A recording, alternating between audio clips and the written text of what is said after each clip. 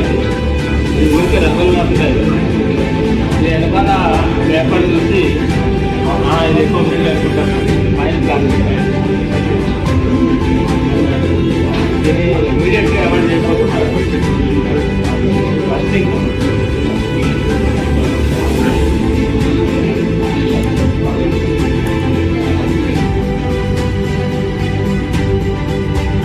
ఏమో గానీ నేను ఇప్పుడు చెప్పబోయే న్యూస్ వింటే ఇక పేపర్ ప్లేట్లు జన్మలు ముట్టుకోరు. పేపర్ ప్లేట్ పైన PFAS అనే కెమికల్ ప్లాస్టిక్ లేయర్ ఉంటది. అది ప్లేట్ నానిపోకుండా వేడి ఫుడ్ వేసిన హీట్ ని తట్టుకునేలాగా ఆ కెమికల్ లేయర్ యూజ్ అవుతుందంట.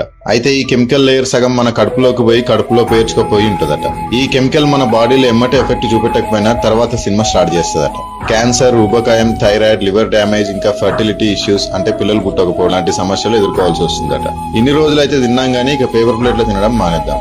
ఒకప్పుడు మోతికాకుతో తయారు చేసిన ఇస్తరాకులు తినేవాళ్ళు. ఎంత పెద్ద ఫంక్షన్లైనా మోతికాకులో పెట్టి పంపించేవాళ్ళు. ఎంతైనా ఓల్డ్ ఈస్ గోల్డ్. ఇక ఇంత తెలిసినాక పేపర్ ప్లేట్లో తింటే ఇంటి ముందు డప్పు కొట్టుడు గ్యారంటీ.